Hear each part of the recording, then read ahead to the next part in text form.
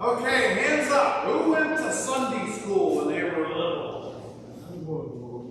Pretty much everybody. Okay, who remembers this one?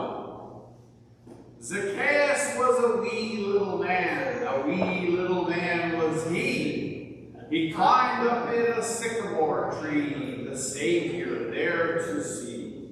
And when the Savior passed that way, he looked up in the tree and said, Zacchaeus, you come down. I'm going to your house for tea. Quite effective, really. One of the better little rhymes that we pretty much all had to learn when we were in Sunday school. But it just made me think that today's children will not have the same experiences that we did in church. Now, there are a couple of exceptions over there. But many of us, when we were young, served at the altar, sang in the choir. We learned about the Bible in Sunday school. I know I've beaten this horse to death, but attending public school in England in the 1960s, religious education was part of our curriculum. Perhaps it was for you too. Those days are long gone. But some kids these days do attend parochial schools offered by the various denominations. I'm going to stick this in here ad lib. I literally heard on the radio this morning, they were talking about how some kids were hurt in their educational process because of the shutdown of the schools in COVID. But the parochial schools, many of them either stayed open or opened up earlier. So those kids haven't been hurt quite as bad. The kids that do attend Catholic school, the Episcopalian, we have some schools too, Lutherans. I assume that they do know about Zacchaeus up in the tree, the coat of many colors, Samson and Delilah, the 10 Commandments, the Good Samaritan, the prodigal son. I can pretty much guarantee, however, that they have not learned about the synoptic problem, which recognizes the potential for a fourth source known as Q, which is short for quellum, which is German for source, that theoretically proved that the Gospels of Matthew, Mark, and Luke had an additional source to fill in information they didn't have. Are kids today learning about the 3 voices of Isaiah? Probably not. Some experts believe that the book of Isaiah can be divided into 3 distinct parts, with each likely having its own author. To be fair, most seasoned churchgoers don't know these things. And one could ask, do they really need to? I know these things, but it's my job to. Just as it is my job to spend 5 or 6 hours a week distilling down the readings for a Sunday in an effort to sort through all the data and determine what is relevant to people's lives and what isn't. The synoptic problem and the 3 voices of Isaiah are probably not that relevant. You could argue that that's what Bible study is for. And amongst the attendees at seminaries these days, there are often lay people who are not there to become clerics. They are there to just learn more about their faith. This especially applies to the summer courses over at Nigel House, or the winter ones that are held in between the end of the Michaelmas or fall term and the beginning of the spring term. There's also EFM, Education for Ministry. I don't know how well that is provided in the Diocese of Milwaukee, but it was a big deal in Bousfield. It's a 4-year course of classes designed to edify and enlighten the faithful. As for little Zacchaeus, Carl Frederick Buechner, American author of nearly 40 books and ordained Presbyterian minister, who recently passed away at the age of 96, describes Zacchaeus as a sawed-off little social disaster with a big bank account and a crooked job. Harsh criticism indeed, but after all, Zacchaeus was a tax collector, and as such was an outcast from the rest of Jewish society.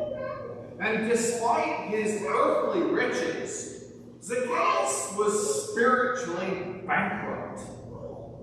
Seen as a traitor to his own people, he is viewed in a bad way as having sold them out to an occupying force who didn't belong there anyway. Tax collectors were a corrupt group. They were notorious for overcharging the people.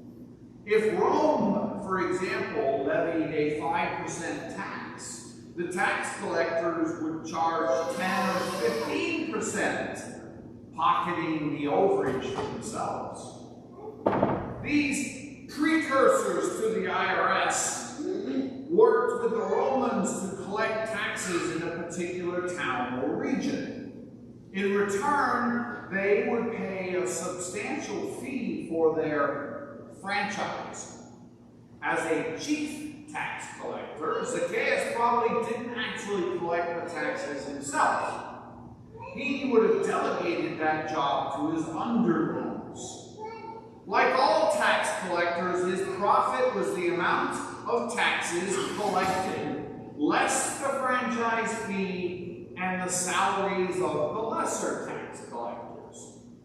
The system was ripe for abuse, as it rewarded the tax collectors for excessive collection. And if the citizens didn't like it, well, tough. If they rebelled, there were plenty of Roman soldiers waiting just there, standing by to back the tax collector and enforce the collection by any means necessary. 2,000 years later, and I have a feeling not much has changed. The Roman provinces had 3 main kinds of taxes: a produce tax on all crops and goods produced, a universal poll tax assessed to every resident, and a toll or customs tax to be paid as goods were transported from one province to another. To collect this last tax, special booths were located at the borders between provinces and on all the major highways and trade routes. Tax collectors would often overassess the value of goods. Furthermore, Roman law allowed these crooks to confiscate and keep any goods not declared by the merchant. Here, too, the system was just begging for abuse, as many tax collectors would improperly seize goods. So it was no surprise that the Jews despised Zacchaeus and his ilk, seeing them as traitors, mercenaries, and thieves. Based on the crowd's reaction, Zacchaeus was probably one of the worst offenders. It seems he was just a little too good at his job. However, after just a short meeting with Jesus, he sees the error of his ways and offers to give half his possessions to the poor and make restitutions to anybody he had defrauded in the past. How did he arrive at his calculations? According to Old Testament law, if a person cheats someone else, he must make restitution in full and add 20% to it. That's from Leviticus 6:5. And if a person steals from his or her neighbor, they must pay back double the restitution. Exodus 22:1. According to Roman law, if caught, the tax collector who wrongfully confiscated goods had to restore double the value. And if force had been used, a threefold restitution had to be made. Zacchaeus offers to go far beyond the demands of both Old Testament and Roman law by offering to pay back 4 times the amount. So here's the crux of today's message for us in our lives. Just as a sacrament is the outward sign of an inward spiritual grace, Zacchaeus is changed, not only outwardly, but also inwardly. We can see the change by his actions. The question is, can people see us for who we really are by our outward actions? Zacchaeus is also changed inwardly. He's a new man on a new path in his life. We are often judged by our behavior. This is only natural. But is it not enough to follow Jesus in our hearts and minds? Or should there be more? It's easy to say, well, I do all the right things. I go to church regularly. I pledge. I pitch in and help when I'm asked. But is that enough? We must also demonstrate our faith through the meaningful actions of our lives.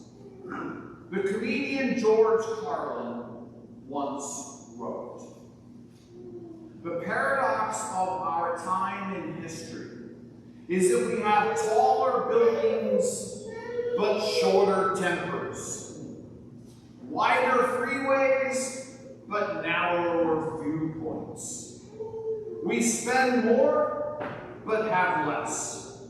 We buy more but we enjoy less. We have multiplied our possessions and reduced our values. We talk too much, love too seldom, and hate too often. We've learned how to make a living, but not a life. We've added years to life when we should have been adding life to the years." The story of Zacchaeus, the little tax man who climbs the tree just to get a look at Jesus, should remind us of the infinite nature of God's mercy. If a despised and corrupt outcast of Jewish society can be forgiven and find reconciliation through Christ, then there's definitely hope for us. In the name of the Father, and the Son,